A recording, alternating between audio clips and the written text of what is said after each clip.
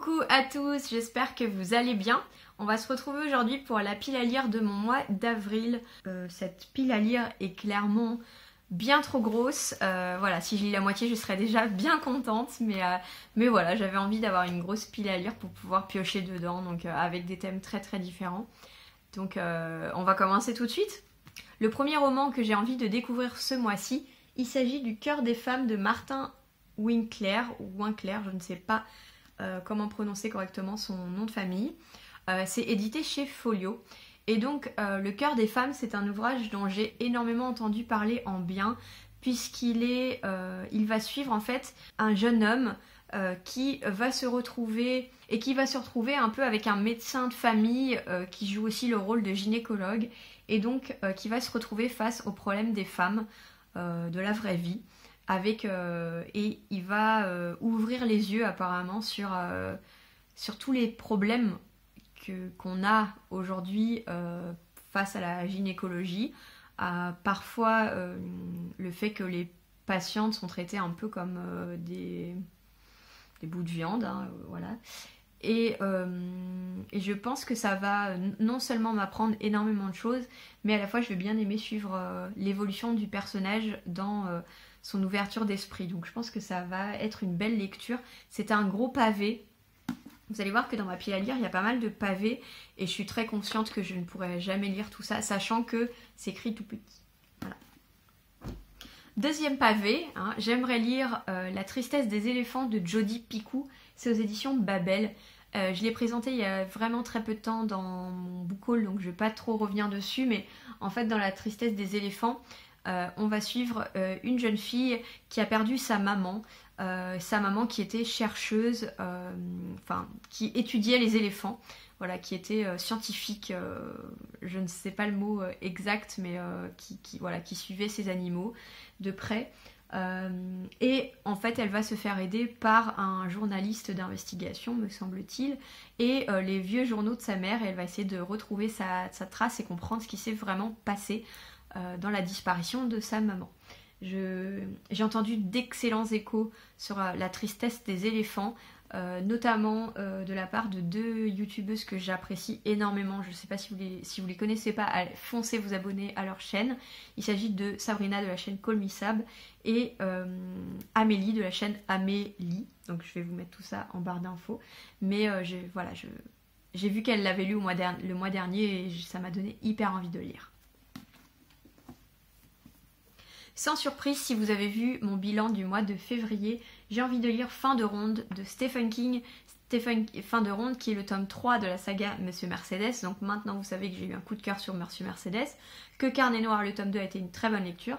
Il était dans ma pile à lire du mois de mars, mais finalement au mois de mars je me sentais pas de lire un peu des thrillers, tout ça. Je le remets donc dans ma palle du mois d'avril en espérant m'y mettre cette fois-ci. Encore une fois, c'est un pavé, voilà. Encore un roman de plus de 500 pages, voilà. Que des romans de plus de 500 pages. Honnêtement, j'y crois pas des masses, je vais pas pouvoir tout lire, mais bon, hein, on essaye. Dans Monsieur Mercedes, en fait, on va suivre l'Amérique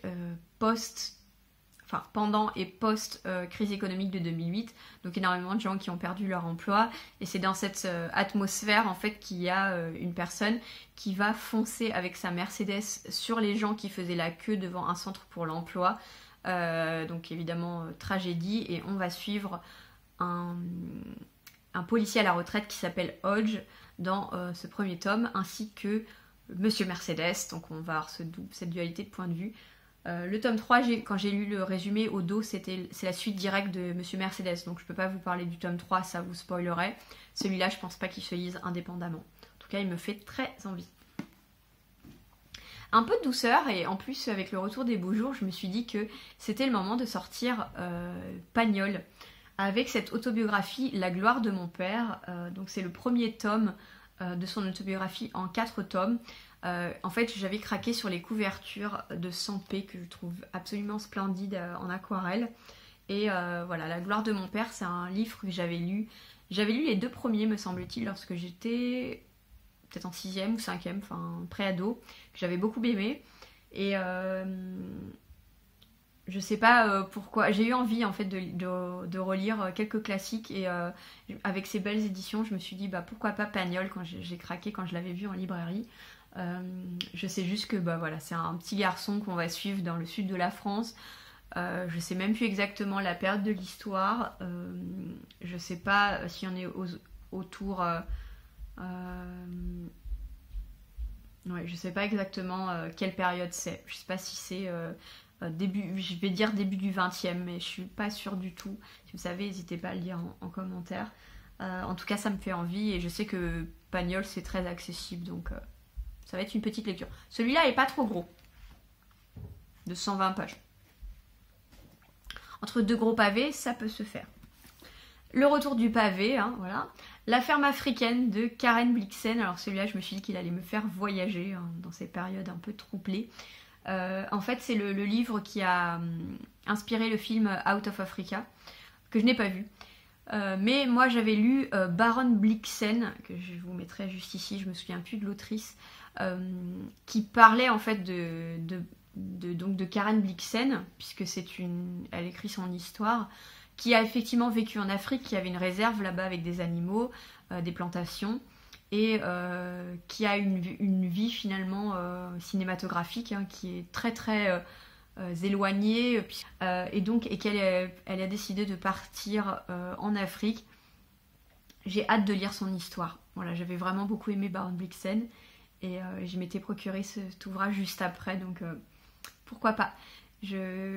Pourquoi pas en découvrir plus sur cette femme un peu au destin extraordinaire. Je poursuis avec ma lecture des différents Twisted Tales, donc de chez Hachette Heroes, donc qui sont des réécritures des dessins animés Disney. Dans celui-ci, je pense que vous reconnaissez la couverture, renouveau, donc toujours de... Ah non, c'est pas de Liz Braswell celui-là, il est de Jen Kalonita. Eh bien, on va parler de la Reine des Neiges. Voilà, avec Anna et Elsa. Et ici, le côté twist, c'est que si Anna et Elsa n'étaient pas devenues aussi proches et qu'elles avaient été éloignées dès l'enfance et donc qu'elles se connaissent finalement très peu. Ça me fait très envie, j'ai entendu de très bons échos sur celui-là. Donc petit récap, j'avais adoré Histoire éternelle sur La Belle et la Bête. Ce rêve bleu, lecture agréable mais dystopie très classique, donc ça m'avait pas fait plus grande impression que ça. Donc celui-ci, j'ai beaucoup hâte, sachant qu'en plus... je vais avoir les deux autres dans ma palle, donc Réflexion et Profondeur de l'océan. Donc La Petite Sirène et Mulan. C'est surtout Mulan qui me fait hyper envie parce que Mulan c'est mon Disney préféré. Donc on verra ce que donne notre écriture sur Dana et Elsa. On continue sur les gros bébés. Finale, c'est le tome 3 de Caraval, donc que j'ai ici en anglais, qui est édité chez Oder et Stoughton. Qui m'avait été offert par ma copine Marion. C'est d'ailleurs elle qui a choisi d'intégrer ce livre à ma pile à lire puisque je lui ai demandé d'en choisir un. Il faut savoir que la trilogie Caraval, elle a été arrêtée en français malheureusement. Ils ont publié que les 2 premiers tomes. Je trouve ça hyper dommage parce que personnellement j'aime beaucoup cette saga. Je vais être honnête, j'avais triché puisque le tome 2, j'ai toute la saga en anglais et le tome 2 je l'avais lu en français en e-book. Parce que c'était plus simple. Donc je vais pas pouvoir faire ça pour ce tome 3, mais j'ai vraiment hâte d'avoir la conclusion de cette histoire. Ce livre est de toute beauté, comme tous ceux de la saga. En plus c'est une version signée par l'autrice, donc j'ai vraiment de la chance. Voilà. Dans la saga Caraval, donc de Stéphanie Garber, eh bien on suit 2 sœurs qui sont passionnés par l'univers de Caraval. L'univers de Caraval qui est une espèce de monde enchanté, de grand jeu en fait, qui est organisé chaque année dans un endroit différent, dans lequel en fait tout le monde est un peu acteur. C'est comme un grand jeu, voilà. Un grand jeu en temps réel avec des énigmes.